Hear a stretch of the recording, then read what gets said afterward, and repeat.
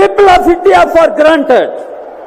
I take this opportunity to condemn the arrest of Mr. Kejriwal, the Chief Minister, the elected Chief Minister of the elected government in Delhi, which is the national capital of India. Not only Mr. Kejriwal, several other leaders have been arrested. In Jharkhand, former Chief Minister Hemant Soren and several other leaders have been arrested.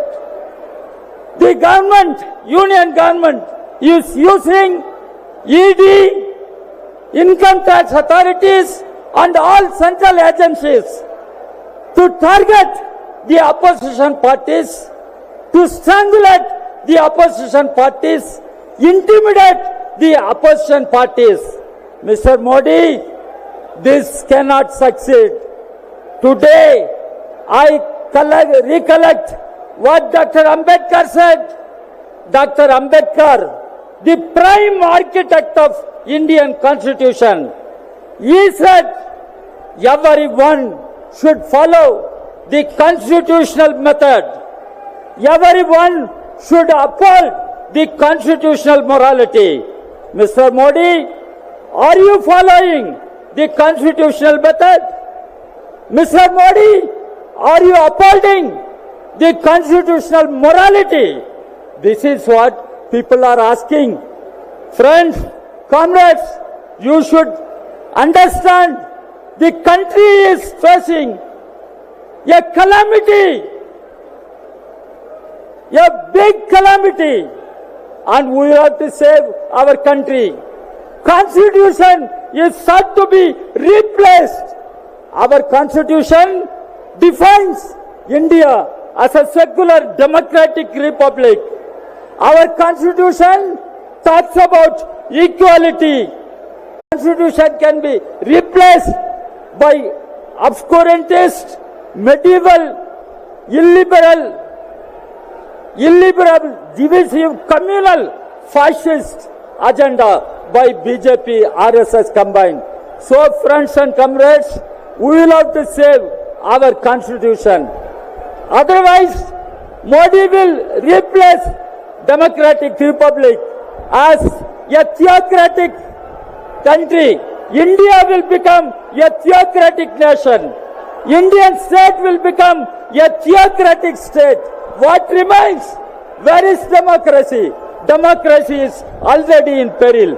This has to be stopped. How to stop this? We who are gathering here, we should demonstrate our strength in the forthcoming elections. We must see that BJP is removed, thrown out of power. Then only India will be saved. Nation will be saved. Constitution will be saved. This should be the common resolve. Friends and comrades, we are confronting a grave threat, and we will have to save our nation, save our people from this calamity and grave threat. And forthcoming elections, 2024 parliament elections, are very critical for the country, very critical for the future of India. If India has to remain a democratic republic, if India has to progress maintaining secularism, federalism, BJP has to be thrown out of power.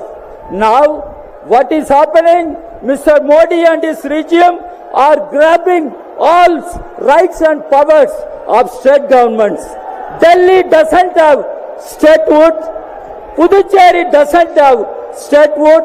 Modi government is taking away all powers and rights. How to maintain federalism? How to safeguard secularism? So, friends and comrades, elections are an opportunity. Let us use this opportunity to defeat BJP, throw out Mr. Modi and BJP from power. Thank you very much. बहुत बहुत धन्यवाद। मैं सभी वक्ताओं को निवेदन करना चाहूंगा कि आप इस बात को समझिएगा। मैं सबसे करवद निवेदन कर रहा हूं। मैं बहुत छोटा हूं आप सबसे पॉलिटिक्स में, उम्र में, मगर बहुत सारे वक्ता हमारे बीच में हैं जिनको लोग सुनना चाहते हैं। हमारे बीच में कल्पना सोरेन हैं, डेरेक ओब्रेन हैं, फारूक अब्दुल्ला साहब हैं, अखिलेश यादव जी हमारे बीच में हैं, सीताराम येचुरी हमारे बीच में हैं, तेजस्वी यादव हमारे बीच में अभी भाषण देंगे, राहुल गांधी जी हमारे बीच में हैं, अपना भाषण देंगे, भगवंत मान साहब अपनी बात रखेंगे, एनसीपी से शरद पवार अपनी बात रखेंगे, मल्लिकार्जुन खड़गे जी अपनी बात रखेंगे। मैं सभी श्रोताओं को यह निवेदन करूंगा, इनकी बात ध्यान से सुनिए और जितने भी हमारे नेतागण माइक पे आए, मेरा करबद्ध निवेदन है छोटे में बोलिएगा ताकि सब लोग अपनी बात जनता को रख सके, क्योंकि हमने एक समय सीमा दी हुई है। उस समय सीमा से पहले हमें इस मामले को, इस कार्यक्रम को खत्म करना है। मैं अब इसी साथ हेमंत सोरेन जी, झारखंड के मुख्यमंत्री जो थे, उनकी पत्नी कल्पना सोरेन जी को आमंत्रित करूंगा, वो मंच पे आए और अपनी बात संक्षिप्त में रखें। जोरदार तालियां बजाइए, हौसला बढ़ाइए कल्पना सोरेन जी का। आज हेमंत जी जेल में हैं, तो आप लोगों की जिम्मेदारी है कि इतनी तालियां बजे कि हेमंत सोरेन जी को जेल में आपकी तालियों की आवाज सुनाई दे। बहुत बहुत धन्यवाद।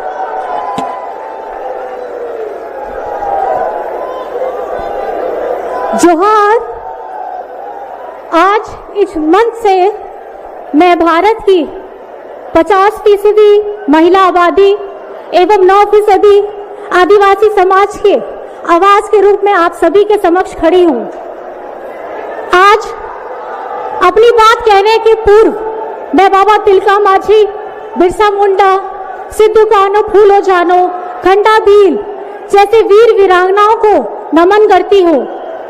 हम आदिवासियों की कहानी लंबे संघर्षों एवं कुर्बानियों की कहानी है और हमें अपने महापुरुषों एवं वीरांगनाओं पर गर्व है, क्योंकि हमारे इतिहास, आदिवासी इतिहास शताब्दियों के प्रतिशोध, संघर्ष की आग से तपा हुआ, खून से लिखा हुआ इतिहास है, जिसे हमें सारे आदिवासियों पर गर्व है। आज इस मंच पर मंचासीन आदरणीय सभी माननीय गण को और खासकर हमारे साथी आम आदमी पार्टी के नेता, कार्यकर्ता गण, खास करके सुनीता मैम जी को और यहाँ उमड़ा ये जन सैलाब, आप सभी को हुई जोहार है। आज ये उमड़ा ऐतिहासिक इस मैदान में सैलाब इस बात की गवाही दे रहा है कि लोकतंत्र को खत्म करने के लिए जिस तरीके से तानाशाह ताकतों ने अपना कदम बढ़ाया है, उसको अंत करने के लिए ये संकल्प सभा यहाँ पे आमंत्रित हुई है, जिसमें आप सभी जन भारत के हर एक देश, हर एक प्रांत से आए हुए हैं। आप सभी को बहुत बहुत शुक्रिया, बहुत बहुत बधाई कि आपने हमारी ताकत को, इंडिया गठबंधन की ताकत को बढ़ाया है। आपके यहाँ उपस्थित होने से हम सब मंचासीन जितने पार्टी के कार्यकर्ता हैं, पार्टी के माननीय गण हैं, सभी को ताकत मिलती है, क्योंकि हमारी ताकत आप सब यहाँ भारत की 140 करोड़ की जनता है, जिनका बहुमत, जिनका हिम्मत, जिनका ताकत हम सभी को मिला है। आज भारत में बाबा साहेब जी के संविधान के प्राप्त जितनी भी गारंटियां हैं, उन सभी को एनडीए सरकार के द्वारा उसे नष्ट किया जा रहा है। इनकी गारंटियों की गारंटी कौन लेगा? जिन्होंने एक एक करके हमारे संवैधानिक संस्थाओं के संवैधानिक मूल्यों को तहस नहस किया है। जिस ढंग से आज बेरोजगारी चरम सीमा पर है, जिस ढंग से आज महंगाई 7वें आसमान पर है, जिस ढंग से पूरे देश में नफरत की आग फैलाई जा रही है, जिस जन से हर एक जाति, हर एक वर्ग के अधिकारों की रक्षा के लिए भी यहां कोई नहीं खड़ा हुआ है। क्या कोई भी इस देश में बड़ा नेता हो जाए वो सबसे बड़ा नहीं होता है। आज भारत की जनता सबसे बड़ी है। अगर कोई दल बहुत अपने आप को शक्तिशाली समझता है, लेकिन भारत की 140 करोड़ की जनता से ज्यादा शक्तिशाली और ताकतवर नहीं हो सकती है। आपकी एक उंगली, इस उंगली का इस्तेमाल करिएगा। आने वाले आगामी चुनावों में इस उंगली से हमें, हमारे गठबंधन, इंडिया गठबंधन के लोगों को मजबूती दीजिएगा, क्योंकि अगर आपको अपना देश बचाना है, आपको अपना लोकतंत्र बचाना है, आपको अपने अधिकार, हक के लिए लड़ना है, तो आप लोगों को खास करके अपने इस वोट का चुनाव सही ढंग से करना होगा। आज 31 मार्च है। 2 महीने पहले इसी दिन 31 जनवरी को हेमंत जी को जेल में डाला गया। 2 महीने से जेल में है। अरविंद केजरीवाल जी पिछले 10 दिनों से जेल में है। आज तक आरोप साबित नहीं कर पाए हैं कि किस लिए इतने दिनों तक उन्हें रखा गया है। आप जनता जनार्दन है, आप वहां अदालत है, आपसे ज्यादा ताकतवर कोई नहीं हो सकता है। तो आप अपनी मजबूती को, अपनी ताकत को आने वाले सब समय में दिखा देना है कि पीछे बैठी यहां इंडिया गठबंधन को इतना मजबूत कीजिएगा कि आमने सामने खड़ी तानाशाह ताकत को यहां से उखाड़ फेंकना है। और मेरा यही कहना है, ये भूमि, ये मैदान की मिट्टी राम जी की रामलीला की कहानी बताती है। हम सभी को ये याद रखना है कि श्री राम भगवान जी ने अपने युद्ध करते समय में भी नीति, नियमों और आदर्शों का पालन किया था। और जिस तरीके से उन्होंने शक्तिशाली होते हुए भी हमेशा धैर्य एवं सहनशीलता दिखाई है, और जिस तरीके से उन्होंने ज्ञानी होते हुए भी ज्ञान पाने की तत्परता दिखाई थी, और जिस तरीके से युद्ध में अपने प्रतिद्वंदियों को हरा करके भी उन्हें सम्मान की दृष्टि से देखा था, आज हमें सबको भगवान श्री राम जी के आदर्शों को सच्चे ढंग से समझने की जरूरत है। आने वाले दिनों में आप सभी का मजबूती, आप सभी का गठबंधन, आप सभी का आशीर्वाद हम सबको चाहिए। अंत में सिर्फ मैं इतना कहना चाहूंगी, झारखंड झुकेगा नहीं, इंडिया झुकेगा नहीं और इंडिया रुकेगा नहीं। मैं अपनी बातों को इस जोश के साथ ये कहना चाहूंगी, जय हिंद, जय हिंद, जय हिंद, जोहार। साथियों, बहुत बहुत धन्यवाद करना चाहूंगा मैं कल्पना सोरेन जी का। और इसी श्रृंखला में मैं आपको बताना चाहता हूं कि मंच पे राज्यसभा सांसद संजय सिंह जी की पत्नी अनीता संजय सिंह जी भी हैं, और सत्येंद्र जैन साहब की पत्नी पूनम जी भी यहां पे हैं। मनीष सिसोदिया जी की पत्नी, क्योंकि स्वास्थ्य ठीक नहीं रहता इसलिए वो आज यहां पे स्टेज पे नहीं आई हैं, मगर उनकी ब्लेसिंग्स आज हम सब के साथ, इस इंडिया गठबंधन के साथ यहां पे मौजूद हैं। अब मैं निवेदन करूंगा तेजस्वी यादव जी से कि वे आपके बीच में आए और अपनी बात रखें।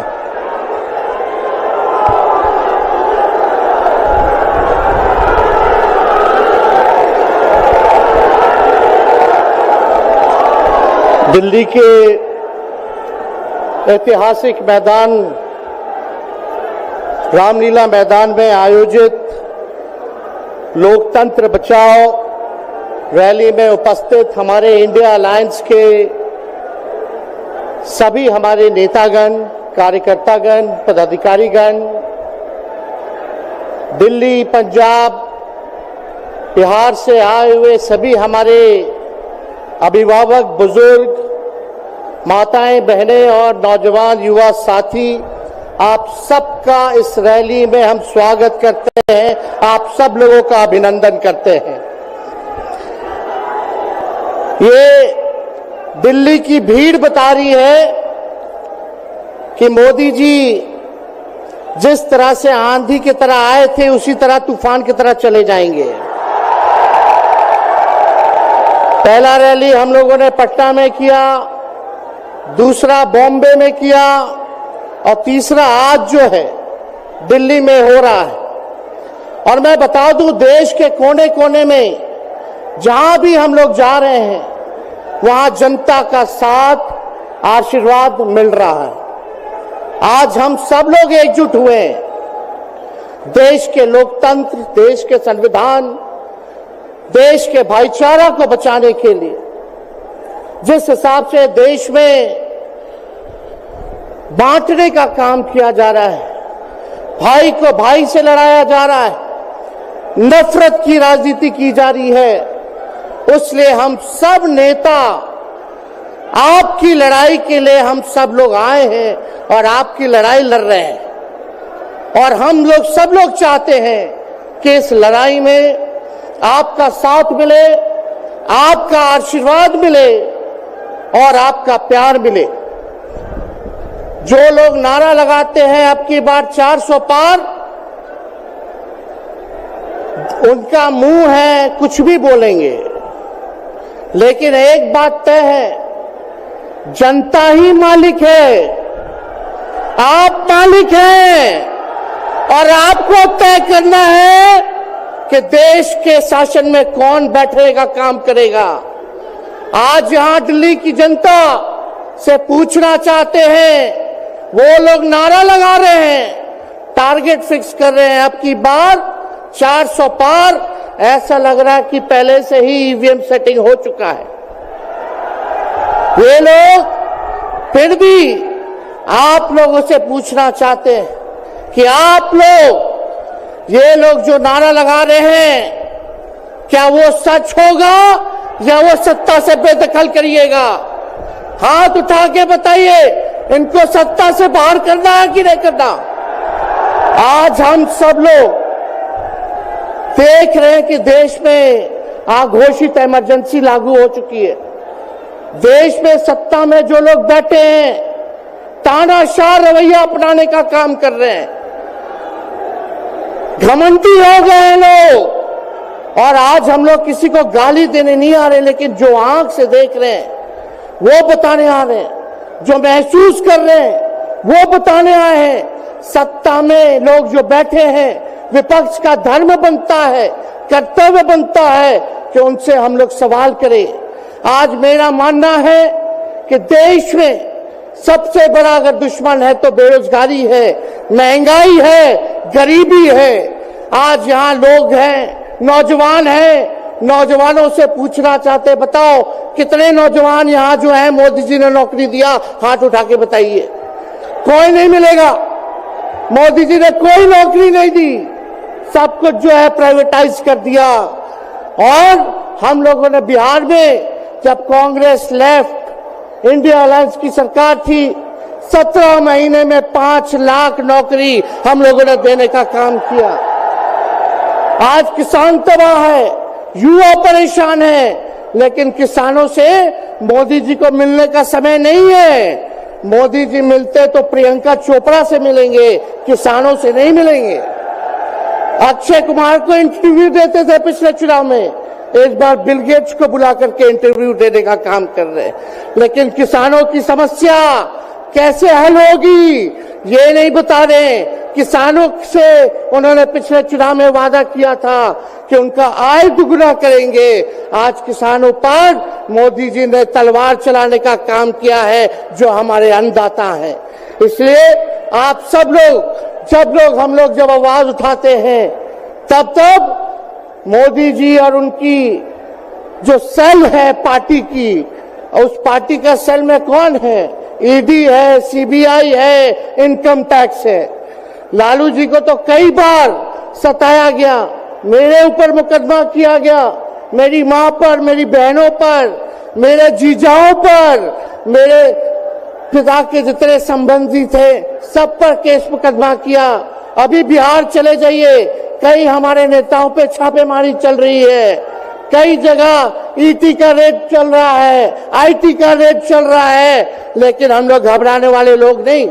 आज देश में जिस हिसाब से हेमंत सोरेन जी को और अरविंद केजरीवाल को गिरफ्तार करने का काम इन बीजेपी के लोगों ने किया है, तो उनको हम बता दें कि इनके गीदड़ भपकी से हम लोग डरने वाले नहीं हैं। हम लोग संघर्ष करने वाले लोग हैं, और पिंजरे में तो शेर ही को कैद किया जाता है।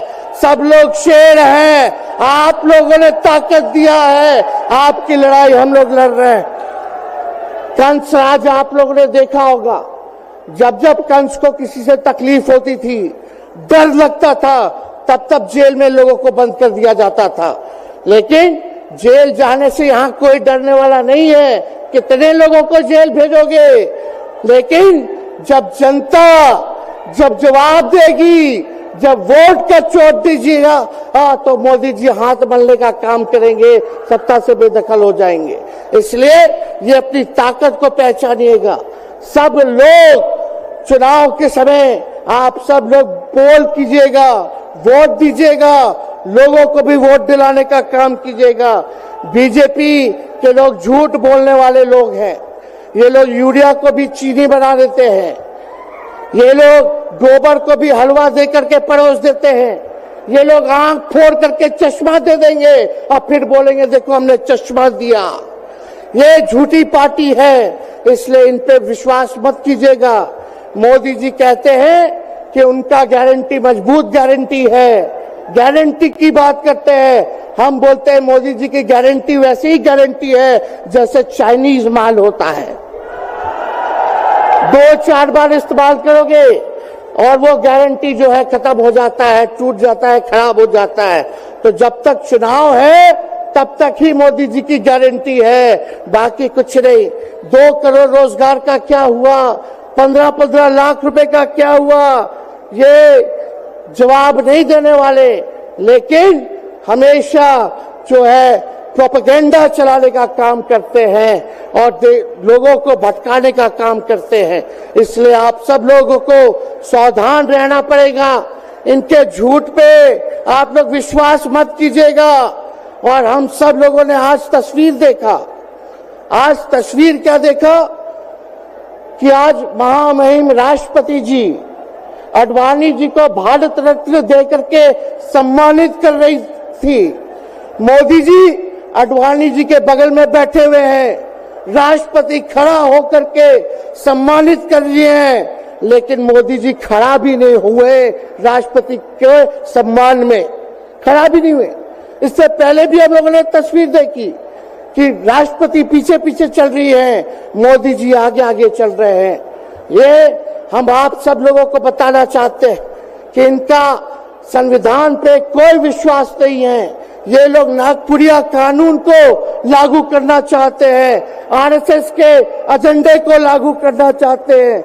इसलिए ज्यादा कुछ ना कहते हुए एक आंकड़ा हम जरूर बताना चाहेंगे। देश में इंटरनेशनल लेबर ऑर्गेनाइजेशन ने सर्वे किया है, उसमें आंकड़े हैं कि आज देश में बेरोजगारों में से 83% युवा है। पढ़े लिखे युवाओं में बेरोजगारी लगभग 65% है। ग्रामीण क्षेत्रों में सिर्फ 17.5% युवाओं के पास ही काम है। यानी भारत की आत्मा गांव में 82% युवा आज बेरोजगार हैं और मोदी जी इसके बारे में कोई काम नहीं किया। आप एक बार विश्वास कीजिएगा, अगर इंडिया सरकार की अलायंस की सरकार बनती है तो नौजवानों को हम लोग नौकरी देने का काम करेंगे, बेरोजगारी को दूर करेंगे। और जाते जाते बहुत सारे नेताओं को बोलना है, लेकिन एक अंत हम करेंगे एक गाने के साथ। और आप लोगों ने गोविंदा का फिल्म का एक गाना सुना होगा कि तुम तो धोखेबाज हो, वादा करके भूल जाते हो। रोज रोज मोदी जी तुम ऐसा करोगे, रोज रोज मोदी जी तुम ऐसा करोगे, जनता जो रूठ गई तो हाथ मलोगे। अरे तुम तो धोखेबाज हो, वादा करके भाग जाते हो। तो आप सब लोगों को बहुत बहुत धन्यवाद। आप सब लोगों का आशीर्वाद मिले और हम सभी लोगों जो है आज मिसेस केजरीवाल और हमारी बहन कल्पना जी के साथ हम लोग जो है मजबूती के साथ खड़े हैं और इस लड़ाई को लड़ेंगे और जीतेंगे। बहुत बहुत धन्यवाद। जय हिंद। बहुत बहुत धन्यवाद। मैं एक सूचना हमारे पुलिस के जो साथी हैं यहाँ पे और जो पुलिस के सीनियर ऑफिसर्स हैं, मैं उनको ये निवेदन करना चाहता हूं। देखिए, ये शांति पूरी शांति से ये रैली चल रही है। बहुत सारे लोग अभी रैली में ग्राउंड के बाहर हैं। आप लोगों ने एंट्री बंद कर दी है, ये बात ठीक नहीं है। लोग बाहर खड़े हैं, आप उसकी एंट्री खुलवाइए और लोगों को अंदर आने दीजिए। ये जितने भी पुलिस के साथी मेरी बात सुन रहे हैं और अगर यहां पे कोई सीनियर ऑफिसर है तो मैं उनको ये कहना चाह रहा हूं कि आपने एंट्री रोक दी है, लोग बाहर खड़े हैं, आप लोगों को अंदर आने दीजिए। अब मैं इनवाइट करूंगा तृणमूल कांग्रेस से डेरेक ओब्रायन अपनी बात आपके बीच में रखेंगे। जोरदार तालियों से स्वागत कीजिए।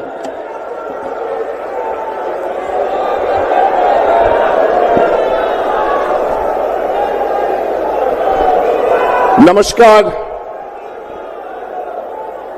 I will keep the time.